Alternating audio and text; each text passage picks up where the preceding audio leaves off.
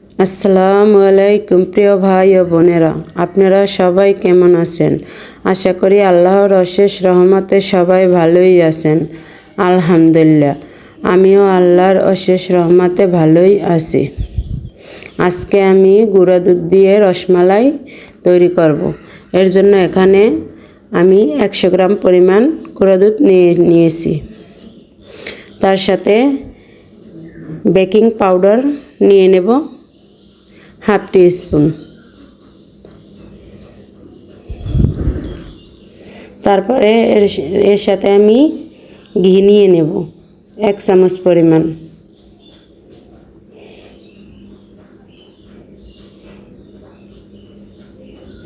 এখন আমি এগুলো সুন্দর করে হাত দিয়ে মিশিয়ে নেব।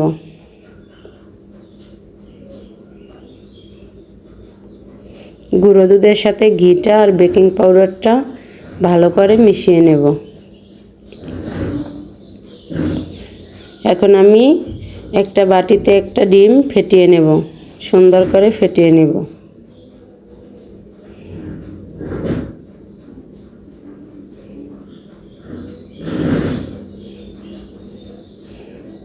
কিছু কিছু টিপস ফলো করলে পারফেক্ট রসমালাই আমরা বাসায় তৈরি করেই খেতে পারি, বাজার থেকে আর কিনে খেতে হবে না।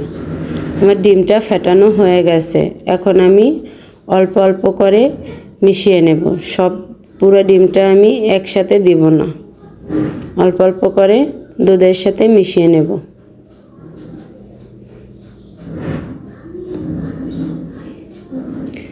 যে সকল ভাই বোনেরা আমার ভিডিওটি দেখেন এবং লাইক, সাবস্ক্রাইব, কমেন্ট করেন, তাদেরকে অন্তরের অন্তঃস্থল থেকে অসংখ্য অসংখ্য ধন্যবাদ এবং ভালোবাসা। আর যে সকল ভাই বোনেরা আমার ভিডিওটি দেখতে দেখতে একটি লাইক দিতে ভুলে যান, কমেন্ট করতে ভুলে যান, তাদেরকে অনুরোধ, প্লিজ একটা লাইক দিয়ে ভিডিওটি কন্টিনিউ করবেন। আপনাদের একটা লাইক আমার ভিডিওটিকে বানাতে উৎসাহ করে। আর কমেন্টে জানাবেন আমার রান্নাবান্না আপনাদের কাছে কেমন লাগে। ভালো লাগলে নতুন বন্ধুরা প্লিজ একটা সাবস্ক্রাইব করে আমার পাশেই থেকে যেতে পারেন, যাতে আমি কোনো ভিডিও ছাড়লে আপনারা দেখে নিতে পারেন আপনাদের সময় সুযোগ মতন। আর অনেকেই ভিডিও দেখেন কিন্তু একটা লাইক দিতে ভুলে যান। প্লিজ একটা লাইক দিয়ে ভিডিওটি কন্টিনিউ করবেন। আর একটা কমেন্ট করে জানাবেন আপনারা কীরকমের রান্নার ভিডিও দেখতে চান। আমি সেরকমের রান্না করার চেষ্টা করব ইনশাআল্লাহ,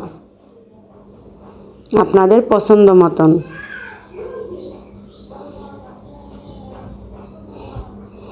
আমি আস্তে আস্তে সবটুকু ডিম দিয়ে একটা নরম সফট একটা ডো তৈরি করে নিয়েছি। এখন আমার ডোটা তৈরি করা হয়ে গেছে।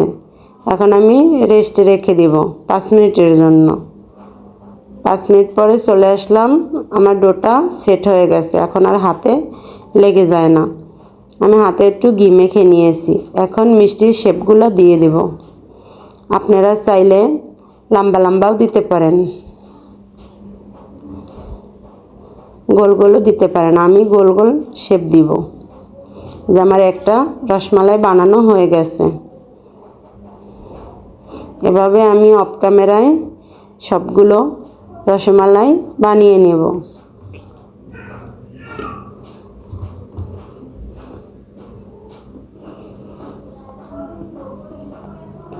এই টিপসগুলো ফলো করলে নতুন বন্ধুদেরও পারফেক্ট রসমালাই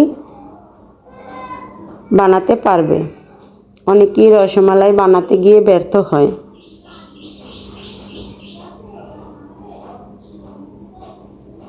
আপনারা চাইলে এর চেয়ে ছোটো ছোটো বানাতে পারেন। আমি এরকমের বানিয়ে নিলাম সবগুলো। এখন আমি একটা বাটিতে নর্মাল ঠান্ডা পানি নিয়েছি। এর সাথে আমি গুঁড়ো দুধ অ্যাড করব। আমি গুঁড়ো দুধ দিয়ে বানাবো। আপনারা চাইলে গরুর লিকুইড দুধও দিতে পারেন। দুধটা আমার মেশানো হয়ে গেছে। এখন আমি একটা পাতিলে দুধ দিয়ে দিয়েছি।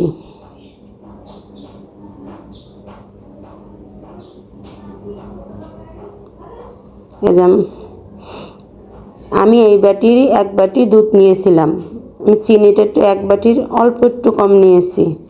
আপনারা চাইলে মিষ্টির পরিমাণটা আপনাদের পছন্দ মতন বাড়িয়ে কমিয়েও দিতে পারেন। আমি এখন দুধের সাথে ভালো করে নেড়েচেড়ে চিনিটা মিশিয়ে নেব।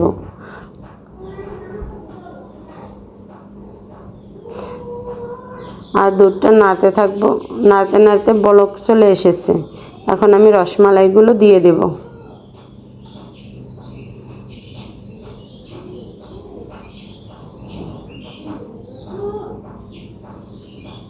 সবগুলো রসমালাই আমার দেওয়া হয়ে গেছে।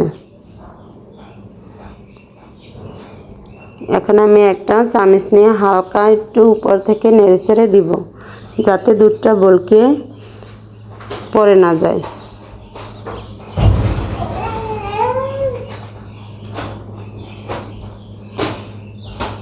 এই দেখুন মাশাআল্লাহ আমার রসমালাইগুলো অনেক ফুলে উঠেছে, ফুলে অনেক বড় বড় হয়ে গিয়েছে। এখন আমি একটা ঢাকনা দিয়ে চুলার আঁচ কমিয়ে ঢেকে দিব।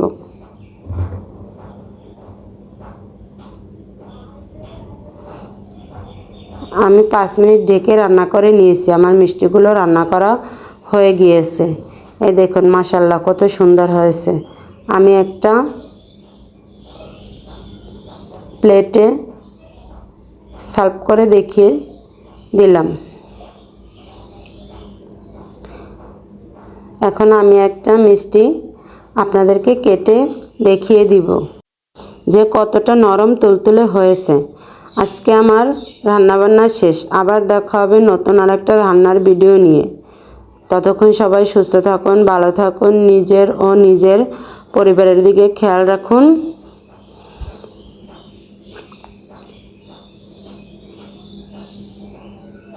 সকলের জন্য দোয়া ও ভালোবাসা রেখে আজকের মতন আল্লাহ হাফেজ। আসসালামু আলাইকুম।